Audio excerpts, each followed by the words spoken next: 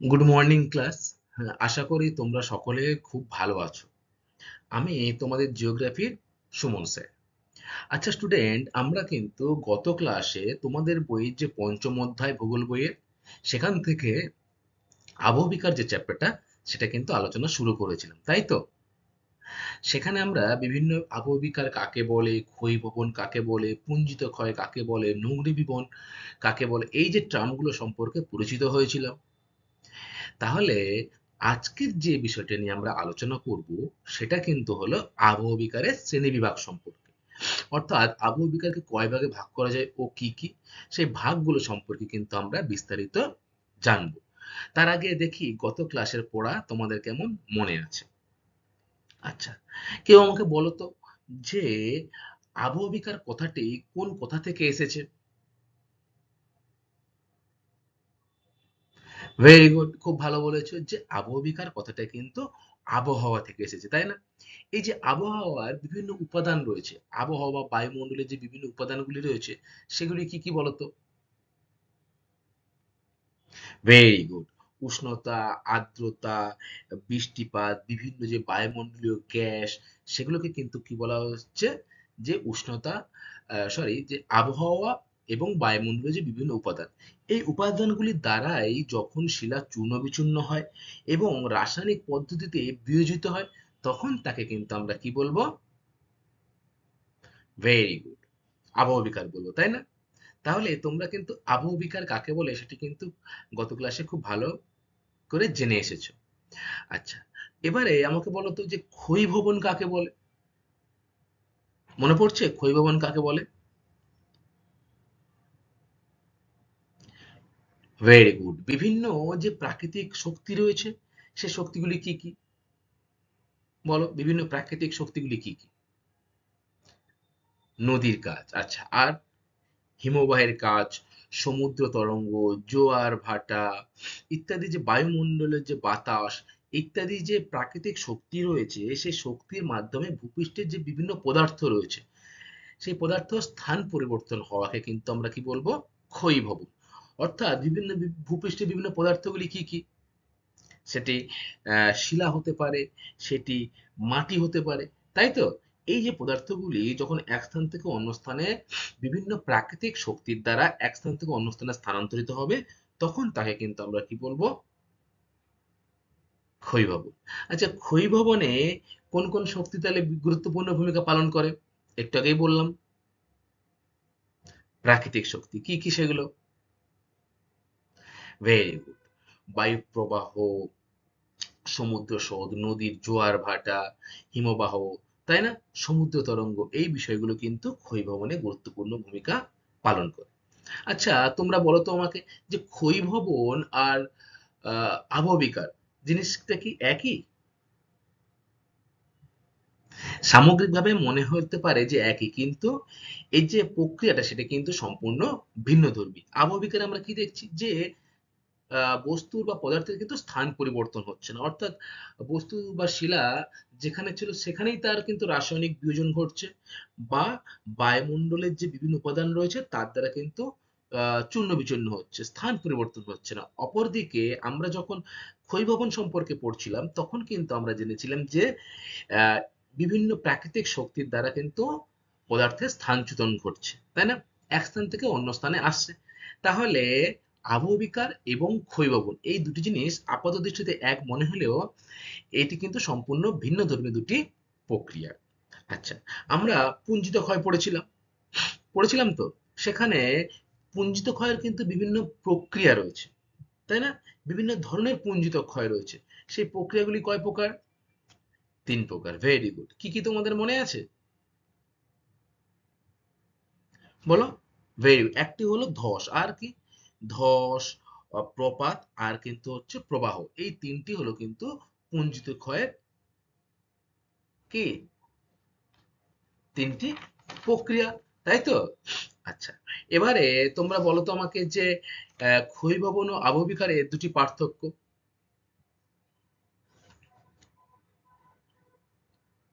Very good. ক্ষয়ীভবন কিন্তু হচ্ছে গতিশীল একটি প্রক্রিয়া, তাই না? অপরদিকে আবহবিকার কিন্তু হলো কি? স্থৈতিক প্রক্রিয়া। আর একটা পার্থক্য হতে পারে, যেটা একটু আগে তোমাদের সাথে বললাম আমি, যে কাকে বলে আবহবিকার ও ক্ষয়ভবন, এটা বললেও কিন্তু একটি পার্থক্য হয়ে যাবে।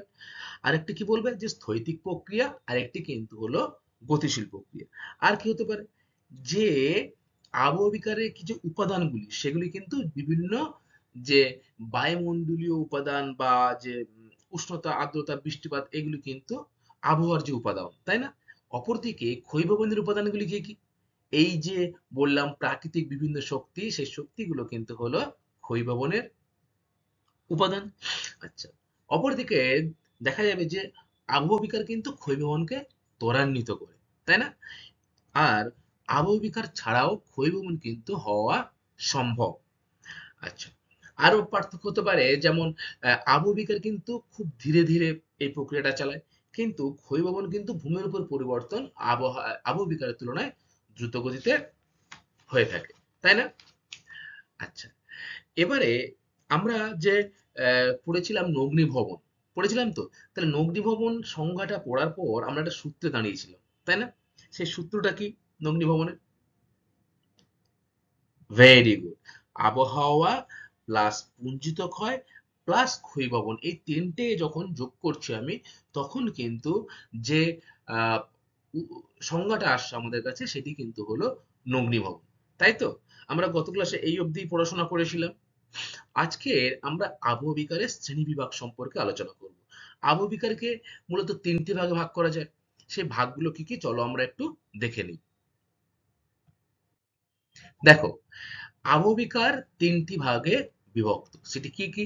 খুবই গুরুত্বপূর্ণ প্রশ্ন, কিন্তু ভালো করে মন দিয়ে তোমরা শুনবে। ক রয়েছে দেখো, যান্ত্রিক আবহবিকার। খ রয়েছে রাসায়নিক আবহবিকার। এবং গ রয়েছে দেখো জৈব আবহবিকার। তাহলে পরীক্ষায় যদি তোমাদের প্রশ্ন আসে যে আবহবিকারকে কয় ভাগে ভাগ করা যায়, কি কি, তোমরা কি বলবে? যে যান্ত্রিক আবহবিকার, যেখানে উষ্ণতার পরিবর্তন, শিলাস্তরের চ্যুতি, চাপ বৃদ্ধি, আর্দ্রতার পরিবর্তন ইত্যাদির প্রভাবে যান্ত্রিকভাবে যখন শিলা চূর্ণ বিচূর্ণ হয়, তখন কিন্তু আমরা তাকে যান্ত্রিক আবহবিকার বলবো, তাই না? আবার খ রয়েছে দেখো রাসায়নিক আবহবিকার, আর গ রয়েছে জৈব আবহবিকার। তিনটি বিষয় অনেকটা বড় বলে আমি তোমাদের সাথে আজকে কেবলমাত্র যে প্রথম ভাগটা রয়েছে যান্ত্রিক আবহবিকার, সেই যান্ত্রিক আবহবিকার নিয়েই ক্লাসটা আজকের আমি করব। এবং পরবর্তী আরো ক্লাসে আমি তোমাদের সাথে রাসায়নিক এবং যে জৈব আবহবিকার দুটি রয়েছে, সেই দুটি কিন্তু একসাথে বোঝাবো। তাহলে আজকের আমরা যান্ত্রিক আবহবিকার থেকে জানবো যান্ত্রিক আবহবিকারের ভাগ কাকে বলে, বিভিন্ন ধরনের যে প্রক্রিয়া রয়েছে যান্ত্রিক আবহবিকারের, সেই প্রক্রিয়াগুলো সম্পর্কে বিস্তারিত জানবো। দেখো, প্রথমে আমাদের জানতে হবে যান্ত্রিক আবহবিকার কাকে বলে। যান্ত্রিকের ইংরেজি অর্থ কি জানো? মেকানিক্যাল, তাই না? আর আবহবিকার ওয়েদারিং। তাহলে যান্ত্রিক আবহবিকারের ইংরেজিটা হলো কিন্তু মেকানিক্যাল ওয়েদারিং। উষ্ণতা পরিবর্তন, শিলাস্তরের চাপ হ্রাস বৃদ্ধি, আর্দ্রতার পরিবর্তন প্রভৃতির প্রভাবে শিলাস্তরের যান্ত্রিকভাবে চূর্ণ বিচ্ছিন্ন, অর্থাৎ ভেঙে টুকরো টুকরো হয়, সেটাকেই কিন্তু আমরা বলবো কি যান্ত্রিক আবহবিকার। তাহলে এই যে বললাম আমি যে শিলাস্তরের চাপ ও হ্রাস বৃদ্ধি, আর্দ্রতার পরিবর্তন, উষ্ণতার ইত্যাদির ফলে শিলাস্তর কিন্তু নানাভাবে প্রভাবিত হয়, ঠিক আছে? কখনো শিলাস্তর এই দ্বারা আহ ভেঙে টুকরো টুকরো হয়ে যায়। শিলাস্তরে যখন চাপ পড়ে, চাপের ফলে কিন্তু শিলাস্তর ভেঙে টুকরো টুকরো হয়ে যায়। আমরা পাহাড় পর্বতে ঘুরতে গেলে দেখেছি না, যে শিলাস্তরে কত বড় বড় ফাটল রয়েছে, তারপরে শিলাস্তর ভেঙে টুকরো টুকরো হয়ে চারিদিকে ছড়িয়ে রয়েছে, দেখি তো? তাহলে এগুলো কিন্তু সবই যান্ত্রিক আবহবিকারের ফল, তাই তো?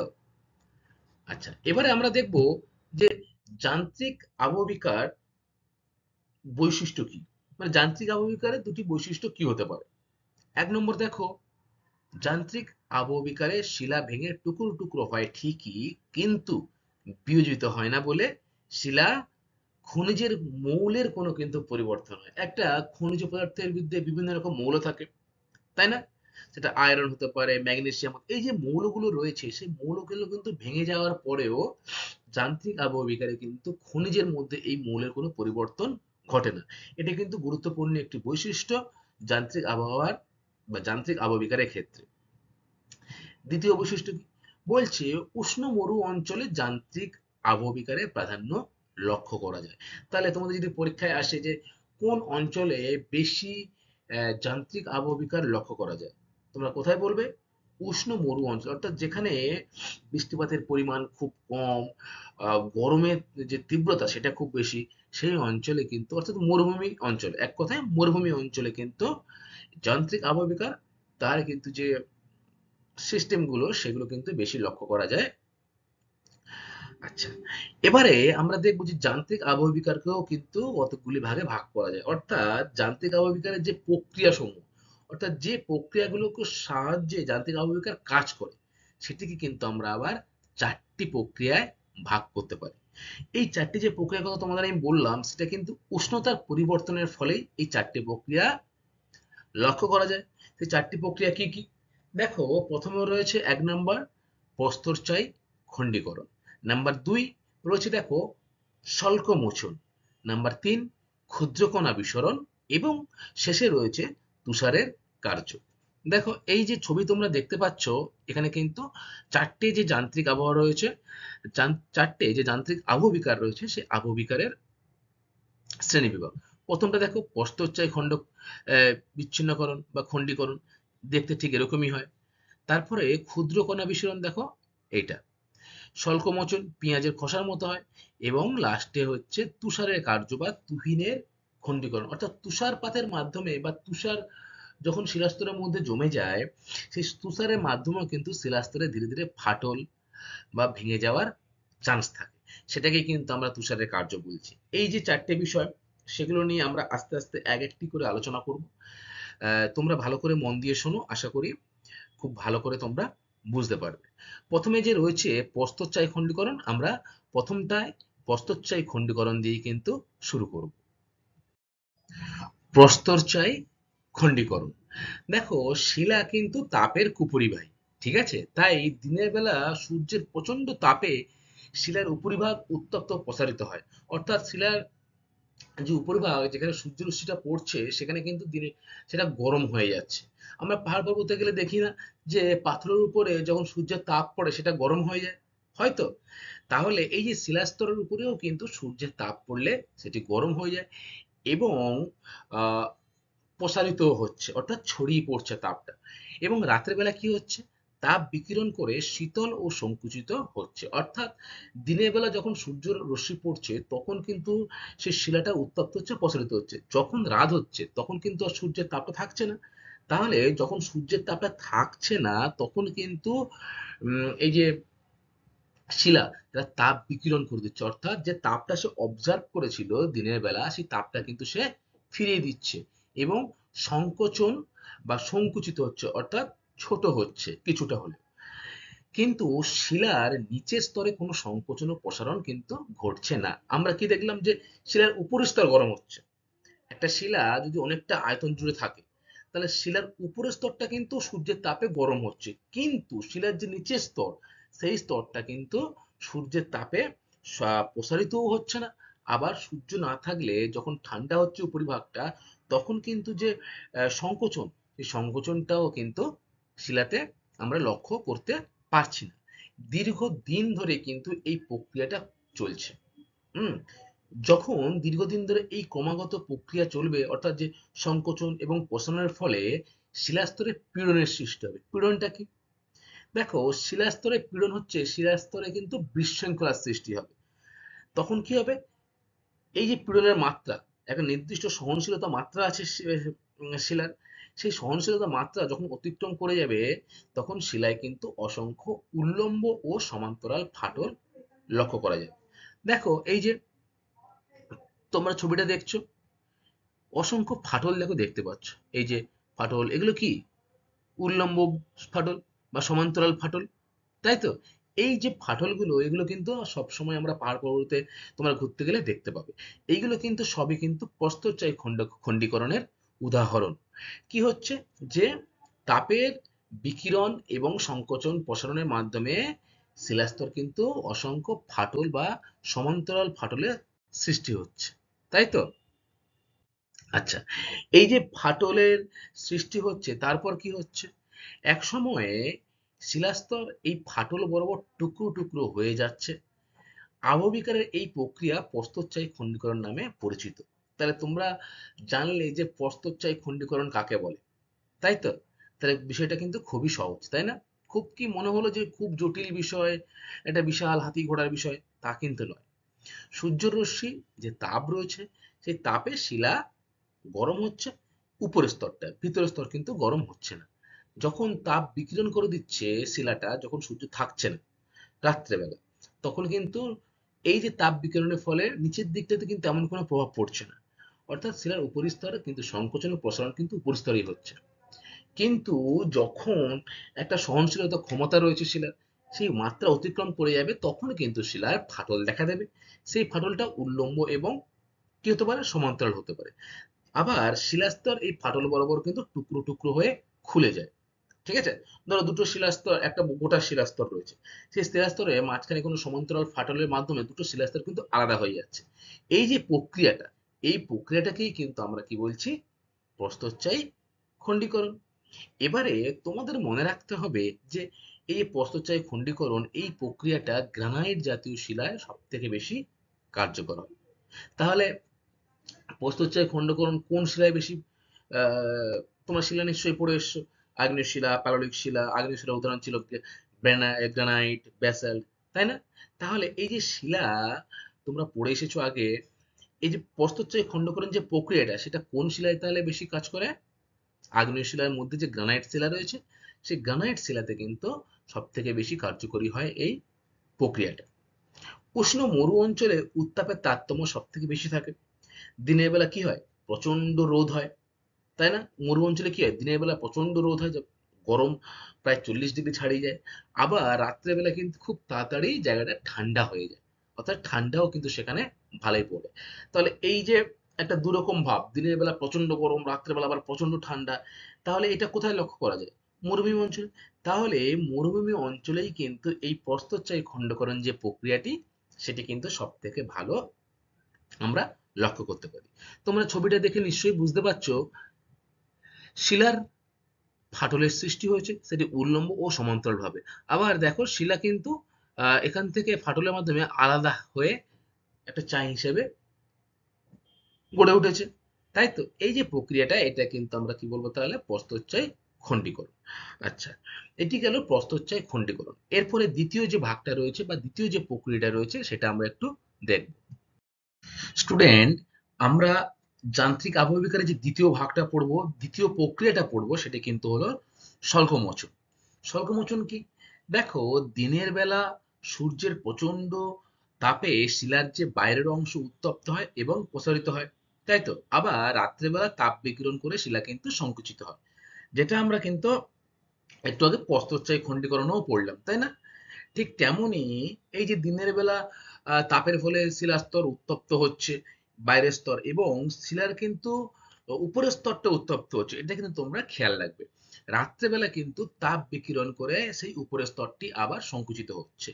শিলা তাপের কুপরিবাহী হওয়ায় শিলাপৃষ্ঠের তুলনায় এর ভিতরের অংশ তেমন প্রসারিত বা সংকুচিত হতে পারে না। তাহলে শিলা কিন্তু তাপের কুপরিবাহী, ফলে এই যে উপরে রোদটা পড়ছে, এই তাপটা কিন্তু ধীরে ধীরে শিলাকে ভেদ করে ভিতর দিকে আসতে পারছে না। ফলে শিলার যে ভেতরের অংশটা, সেটি কিন্তু সংকুচিত বা প্রসারিত কোনোটাই কিন্তু হচ্ছে না। কি হচ্ছে, শিলার ভিতর ও বাইরের মধ্যে একটা তাপীয় ঢালের সৃষ্টি হচ্ছে। দীর্ঘদিন ধরে ক্রমাগত সংকোচন ও প্রসারণের ফলে শিলার বাইরের অংশ কিন্তু পেঁয়াজের যেমন খসা থাকে, ঠিক তেমনি শিলাস্তর কিন্তু ধীরে ধীরে আলগা হয়ে খুলে পড়ে। একেই কিন্তু আমরা স্বল্পমোচন বা কি বলবো, এক্সফোলিয়েশন প্রক্রিয়া বলবো। তাহলে আমরা কি জানলাম যে স্বল্পমোচন প্রক্রিয়া কি। তোমাদের কিন্তু পরীক্ষায় এরকম প্রশ্ন আসবে যে আহ, যান্ত্রিক আবহবিকারের কোন প্রক্রিয়ায় শিলা কিন্তু পেঁয়াজের খোসার মতো খুলে পড়ে। তাহলে তোমাদের উত্তর কি হবে? তোমাদের উত্তর হবে যে স্বল্পমোচন প্রক্রিয়ায় কিন্তু পেঁয়াজের মতো, পেঁয়াজের খোসা যেরকম আলগা হয়ে যায়, ঠিক তেমনই খুলে পড়ে। দেখো, তোমরা ছবিটা দেখলেই বুঝতে পারবে, এই যে অংশটা শিলা দীর্ঘদিন ধরে কিন্তু আস্তে আস্তে পেঁয়াজের যেরকম খোসা ছাড়ালে আস্তে আস্তে খুলে যায়, ঠিক তেমনি কিন্তু খুলে গিয়ে অবস্থান করছে। একেই কিন্তু আমরা ইংরেজিতে বলবো এক্সফ্লোরিয়েশন বা বাংলায় স্বল্পমোচন প্রক্রিয়া।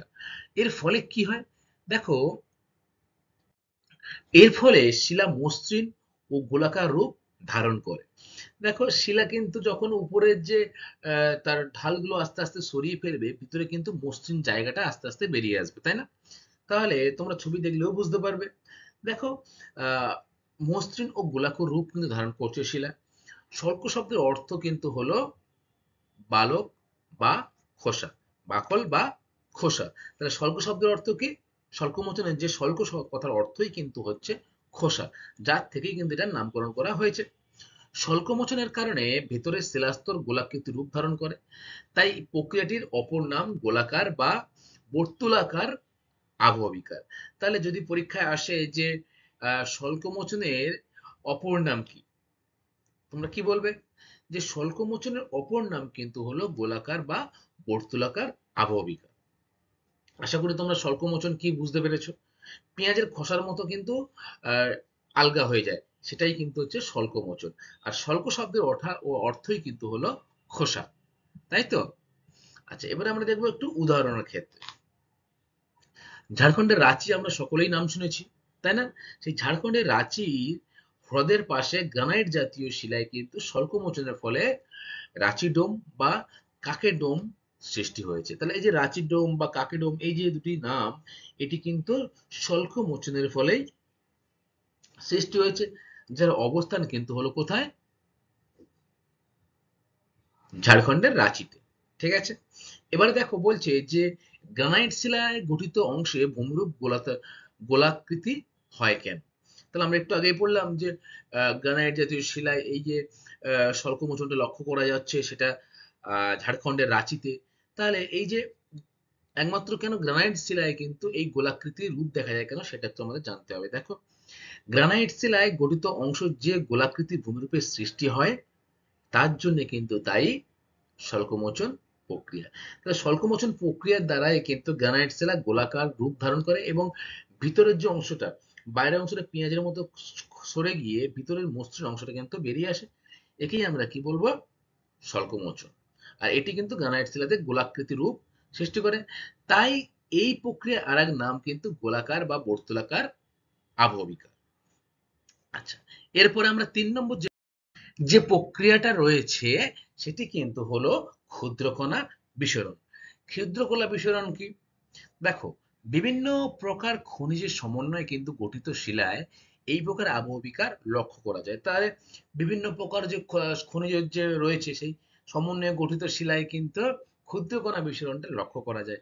উষ্ণ মরু অঞ্চলে বিষমসত্ব শিলায় খনিজ গুলির তাপ গ্রহণ এবং প্রসারণ ক্ষমতা এবং তাপ বিকিরণ আর সংকোচনের ক্ষমতা কিন্তু এক না। তাহলে কি বলছে যে মরুভূমি অঞ্চলে, মরুভূমি অঞ্চলে যে খনিজ গুলো রয়েছে, তার যে তাপের গ্রহণ এবং প্রসারণ ক্ষমতা একটা থাকে, তার সাথে সাথে যে বিকিরণ আর সংকোচন, সেই দুটি অবস্থা কিন্তু একই রকম থাকে না। দিনের বেলায় অধিক সৌরতাপে শিলা মধ্যস্থিত খনিজ অসমভাবে কিন্তু প্রসারিত এবং রাত্রিবেলা অসমভাবে কিন্তু সংকুচিত হয়। এই কারণে শিলার মধ্যে ক্রমাগত পীড়নের ফলে বা পীড়ন যখন বাড়তে থাকে, তখন কিন্তু একসময় এই শিলা প্রচন্ড আওয়াজ করে ফেটে যায় এবং ক্ষুদ্র ক্ষুদ্র কণায় কিন্তু পরিণত হয়। একেই কিন্তু আমরা কি বলবো? ক্ষুদ্র কণা বিসরণ। কি বলছে যে আহ মরুভূমি অঞ্চলে, এটা কিন্তু মরুভূমি অঞ্চলে দুপুরবেলা বা বিকেলের দিকে পিস্তল থেকে গুলি ছোড়ার মতো যেমন আওয়াজ হয়, ঠিক তেমনই কিন্তু ফাটার আওয়াজটা সেরকম হয়। ঠিক আছে, তাহলে মরুভূমি অঞ্চলে এই যে প্রক্রিয়াটা হচ্ছে, সেটা কিন্তু প্রচন্ড আওয়াজ করে, শিলা যে ফেটে যাচ্ছে সেটা কিন্তু প্রচন্ড আওয়াজ করে হচ্ছে এবং ক্ষুদ্র ক্ষুদ্র কণায় কিন্তু পরিণত হচ্ছে। তাই একে কি বলা হয়? ক্ষুদ্র কণা বিসরণ। তাহলে তোমাদের যদি বলে যে পরীক্ষায় প্রশ্ন আসে যে কোন যান্ত্রিক আবহবিকার প্রচন্ড জোরে আওয়াজ করে ফেটে যায়, কি বলবে কোন প্রক্রিয়ায়?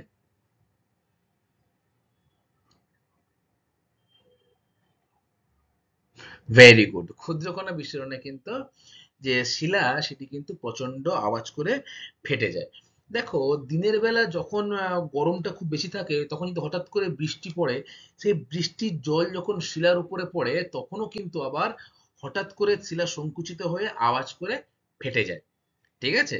যেমন কি, গরম কাঁচে যখন গরম জল যখন কাঁচের মধ্যে ঢেলে দেবে তখন কিন্তু দেখবে কাঁচটা অনেক সময় ফেটে যায়। ঠিক তেমনই যখন সূর্যের তাপে প্রচন্ড গরম হয়ে যায় মরুভূমির বিভিন্ন শিলা, সেই শিলা যদি বৃষ্টির জল হঠাৎ করে পড়ে, কোনো কোনো শিলা কিন্তু আহ, আওয়াজ করে খুব জোরে, খুব জোরে আওয়াজ করে ফেটে যায়। তাই এই যে প্রক্রিয়াটা, এটাকে আমরা কি বলবো? ক্ষুদ্রকণা বিস্ফোরণ। তোমরা ছবিটা দেখলেও বুঝতে পারবে।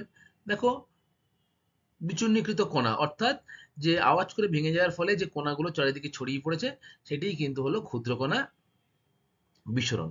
এবার আমরা উদাহরণ দেখব।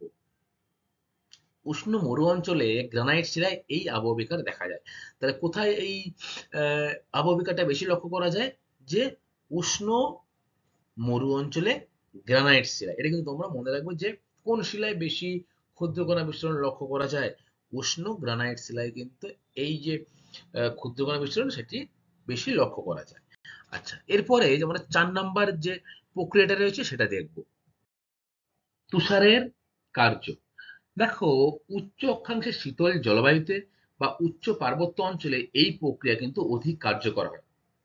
তাহলে নামটা শুনেই তোমরা বুঝতে পারছো যে তুষার মানে বরফ, তাই তো?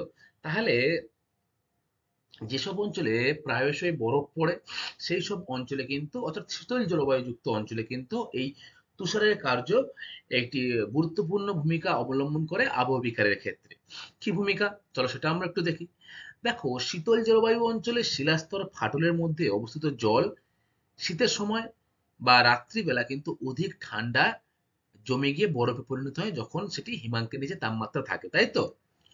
দেখো, শিলাস্তরে যে বিভিন্ন ফাটল রয়েছে, তোমরা ছবিটা দেখো, এই যে শিলাস্তরে বিভিন্ন ফাটলগুলো রয়েছে সেখানে কিন্তু জল জমে আছে। যখন তাপমাত্রা হিমাঙ্কের নিচে চলে যাচ্ছে তখন কিন্তু সেই জল কিসে পরিণত হচ্ছে? বরফে পরিণত হচ্ছে। আর আমরা সকলেই জানি জল যখন বরফে পরিণত হয় তখন কিন্তু আয়তনে একটু বাড়ে, তাই না?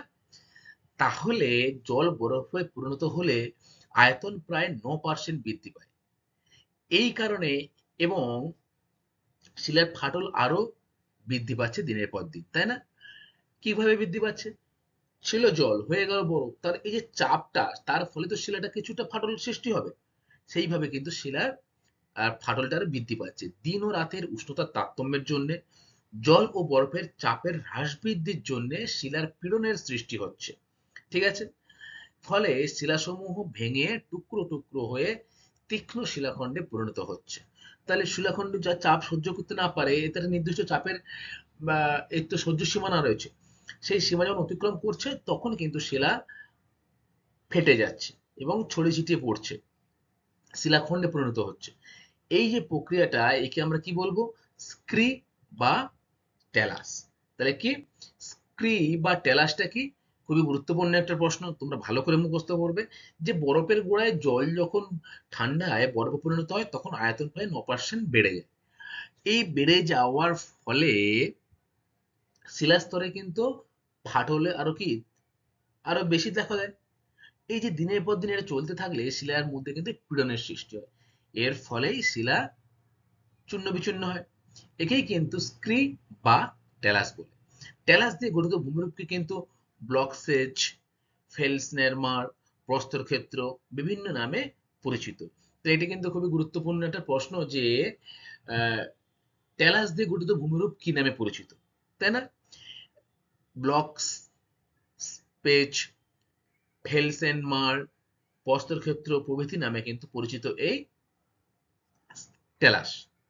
শিলাস্তরে চাঙ্গার হ্রাসের কারণে জলস্রোতের ফলে সৃষ্টি বুদবুদের আঘাতে মৃত্তিকা কণার উৎপত্তির বা উৎপাটন প্রভৃতি প্রক্রিয়ার ফলে যান্ত্রিক আবহবিকার ঘটে। তাহলে আর কি কি প্রক্রিয়ার মাধ্যমে যান্ত্রিক আবহবিকার ঘটছে? যে শিলাস্তরের চাঙ্গা চাঙ্গর হ্রাসের কারণে জলস্রোতের যে ফলে যে সৃষ্ট বুদবুদ, সেই বুদবুদের ফেলে আবার মৃত্তিকা কণার উৎপাটন প্রভৃতি প্রক্রিয়ার মাধ্যমে কিন্তু যান্ত্রিক আবহবিকার ঘটে থাকে। তাহলে আমরা কিন্তু যে 4টি ভাগ সেটি কিন্তু সম্পর্কে জানলাম, তাই না? প্রথম ভাগটা কি জেনেছিলাম? ভেরি গুড, প্রস্তুতচায়ী খণ্ডীকরণ। দ্বিতীয় ভাগটা কি জেনেছিলাম? স্বল্পমোচন। তৃতীয় ভাগটা ক্ষুদ্রকণা বিস্ফোরণ, এবং 4 নম্বর যে ভাগটা সেটা আমরা কি দেখলাম, যে তুষারের কার্য, তাই তো?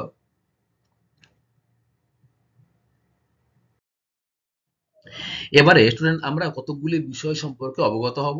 প্রথম যে বিষয়টা সেটা দেখো রয়েছে যে কলিকরণ বা স্লেকিং এর এবং যে কলয়েড প্ল্যাকিং সেটি কাকে বলে। দেখো, উপকূল বরাবর যে পর্যায়ক্রমে জোয়ারভাটা প্রভাবে শিলা আর্দ্র ও শুষ্ক হয় এবং শিলা ফেটে যায়। উপকূল বরাবর অঞ্চলে কি হয়?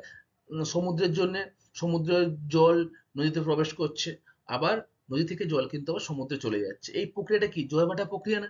সেই জোয়ার ভাটা প্রক্রিয়ার ফলে শিলা আর্দ্র ও শুষ্ক হয় এবং শিলা কিন্তু ফেটে যায়। একে কিন্তু আমরা কি বলবো? কলিকরণ। কলিকরণটা কিন্তু খুবই গুরুত্বপূর্ণ, তোমরা কিন্তু মুখস্থ করবে কাকে বলে।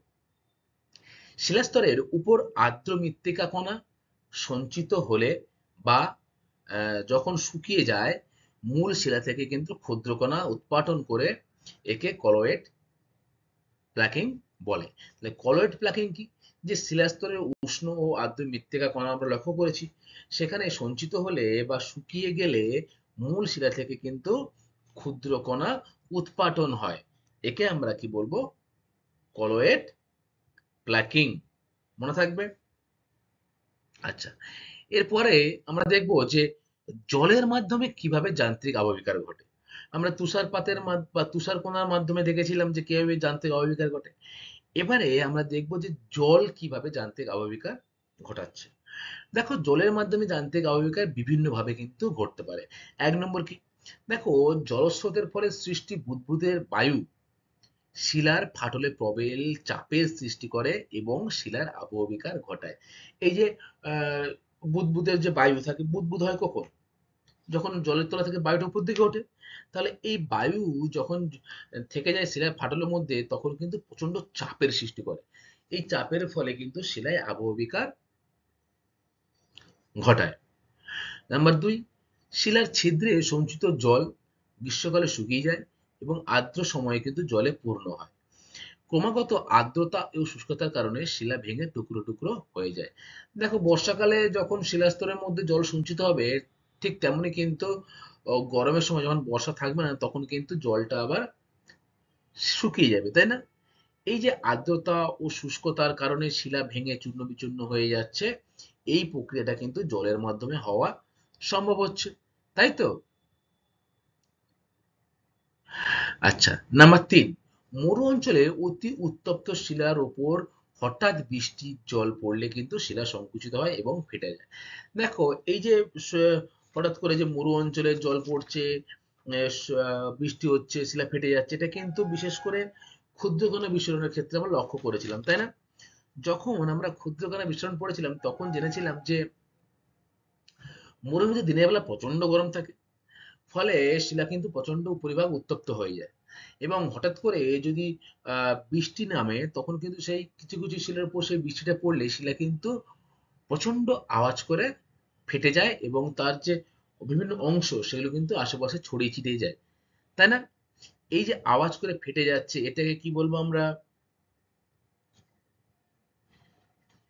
ক্ষুদ্রকণা বিসরণ। আচ্ছা, এই যে অংশটা হচ্ছে সেটি কিন্তু জলের মাধ্যমে হচ্ছে, তাই জলের মাধ্যমে যে যান্ত্রিক আবহবিকার ঘটে তার কিন্তু একটি প্রত্যক্ষ বৈশিষ্ট্য কিন্তু হলো এই ক্ষুদ্রকণা বিসরণ, যার মাধ্যমে কিন্তু বর্ষাকালে বর্ষার জলের দ্বারা শিলা আওয়াজ করে ফেটে যায়, তাই তো?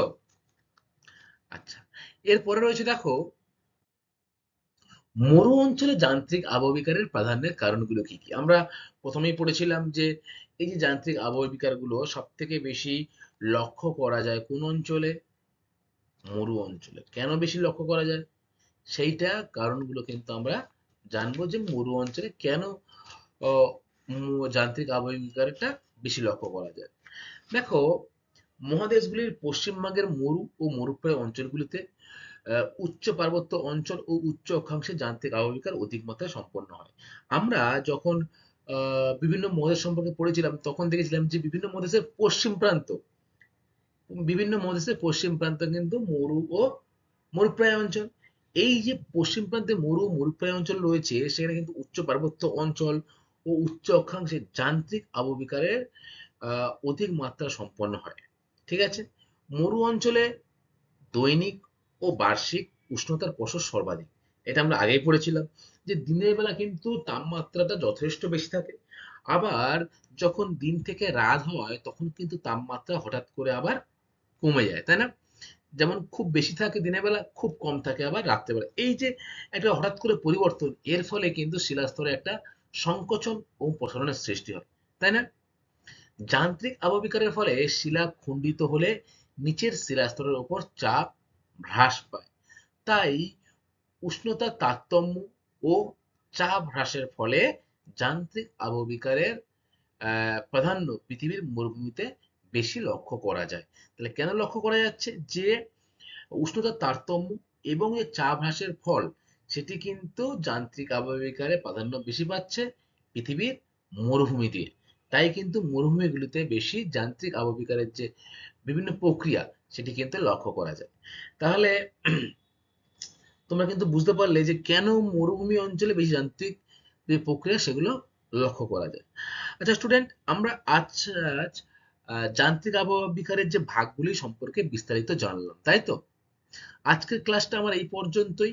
এরপরে কতকগুলি গুরুত্বপূর্ণ প্রশ্ন নিয়ে আমি তোমাদের সাথে আলোচনা করব।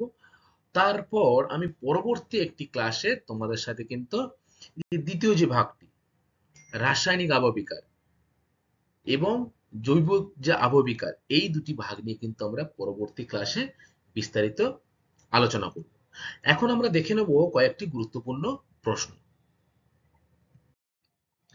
কয়েকটি গুরুত্বপূর্ণ প্রশ্নের প্রথম প্রশ্নটা রয়েছে, দেখো, আবহবিকারের শ্রেণীবিভাগ করো। তোমরাই আমাকে বলো আবহবিকারকে কয় ভাগে ভাগ করে যে কি কি? বলো। Very good. আবহবিকারকে মূলত তিনটি ভাগে ভাগ করা যায়, তাই না?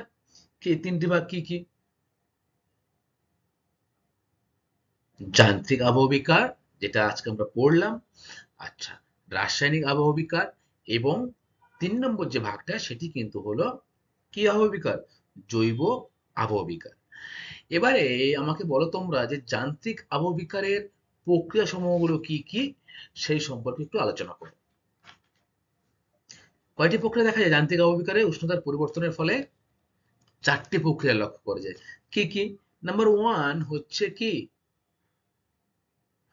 প্রস্তর চাই খণ্ডীকরণ, নাম্বার 2 হচ্ছে স্বল্পমোচন, নাম্বার 3 হচ্ছে ক্ষুদ্রকণা বিসরণ, আর নাম্বার 4 কি তুষারকণা, তাই না? আচ্ছা, এই যে বললাম 4টে, সেটাকে আচ্ছা, তুষারকণা না বলে কিন্তু তাকে আমরা তুষারের কার্য হিসেবে বলতে পারি। এই যে 4টি প্রক্রিয়া সেটি কিন্তু যান্ত্রিক আবহবিকারে লক্ষ্য করা যায়। আচ্ছা আমাকে বলো তো যে যান্ত্রিক আবহবিকার মূলত কোন স্থানে বেশি লক্ষ্য করা যায়? Very good. মরুভূমি অঞ্চলে কিন্তু যান্ত্রিক আবহবিকার বা উষ্ণ মরু অঞ্চলে কিন্তু যান্ত্রিক আবহবিকারের প্রক্রিয়াগুলি বেশি লক্ষ্য করা যায়, তাই তো? আচ্ছা, ভেরি গুড। নাম্বার 3 প্রশ্ন দেখো, কোন যান্ত্রিক প্রক্রিয়ায় শিলাস্তর পেঁয়াজের খোসার মতো খুলে যায়? খুব সহজ প্রশ্ন, বলো। কোন যান্ত্রিক প্রক্রিয়ায় যে শিলার যে স্তর, উপরের স্তর, সেটা কিন্তু পেঁয়াজের মতো খুলে খুলে যায়? স্বল্পমোচন। Very good. নাম্বার 4, শিলা ফাটার আওয়াজ পাওয়া যায় কোন আবহবিকার প্রক্রিয়ায়? শিলা যে প্রচন্ড আওয়াজ করে ফেটে যায়, সেটা কোন আহ, প্রক্রিয়ায় বলা যায় যেতে পারে, বলো। Very good. ক্ষুদ্রকণা বিসরণ। এই ক্ষুদ্রকণা বিসরণে কিন্তু শিলা আওয়াজ করে ফেটে যায়। ঠিক আছে? আচ্ছা, এরপরে 5 রয়েছে, দেখো, স্বল্পমোচন কি? খুব গুরুত্বপূর্ণ কিন্তু এটা প্রশ্ন, এরকম কিন্তু প্রশ্ন পরীক্ষায় আসবে 2 3 নম্বরের জন্য। তোমরা কিন্তু মুখস্থ করবে প্রতিটি ভাগ আলাদা আলাদা করে। যেমন প্রস্থচ্ছায় খণ্ডীকরণ, স্বল্পমোচন, ক্ষুদ্রকণা বিসরণ, এই যে বিষয়গুলো কিন্তু আলাদা আলাদা করে তোমরা পড়বে। আবার একসাথেও কিন্তু আসতে পারে যে যান্ত্রিক আবহবিকারের প্রক্রিয়াগুলো সম্পর্কে আলোচনা করো। তখন কিন্তু তোমাদের সুন্দর করে ছবি এঁকে কাকে বলে সেটা কিন্তু তোমাদের বলতে হবে। দেখো, স্বল্পমোচন হচ্ছে দিনের বেলায় যখন সূর্যের তাপ বেশি থাকে তখন কিন্তু কি হয়, শিলার উপরিভাগে উত্তপ্ত হয় এবং প্রসারিত হয়। আবার রাত্রেবেলা যখন তাপমাত্রা একদম কমে যায়, তখন কিন্তু এই যে তাপ বিকিরণ করে শিলার উপরিস্তর কিন্তু সংকুচিত হয়ে যায়। কিন্তু শিলার যে ভিতরের স্তর, সেই ভিতরের স্তরে কিন্তু তেমন কোনো সংকোচন ও প্রসারণ কিন্তু হয় না। কারণ কি, শিলা তাপের কিন্তু কুপরিবাহী, তাই তো? এবং দীর্ঘদিন ধরে ক্রমাগত এই প্রক্রিয়া যখন চলবে, তখন শিলার যে উপরিস্তর, সেটা কিন্তু স্তরে স্তরে পেঁয়াজের খোসার মতো খুলে যাবে এবং গোলাকৃতি আকৃতি ধারণ করবে। এই যে প্রক্রিয়াটা, এই প্রক্রিয়াটাকেই কিন্তু আমরা বলছি স্বল্পমোচন। ঠিক আছে? আশা করি তোমরা বুঝতে পেরেছো, তাই তো? তাহলে স্টুডেন্ট, আজকের ক্লাসটা আমার এই পর্যন্তই। পরবর্তী ক্লাসে তোমাদের সাথে আমি রাসায়নিক আবহবিকার যে রয়েছে এবং জৈব আবহবিকার যে রয়েছে, সেই দুটি পার্ট নিয়ে একসাথে আলোচনা করব। আহ, আশা করি তোমরা সমস্ত ক্লাসটা বুঝতে পেরেছো। থ্যাংক ইউ ক্লাস, সবাইকে অসংখ্য ধন্যবাদ।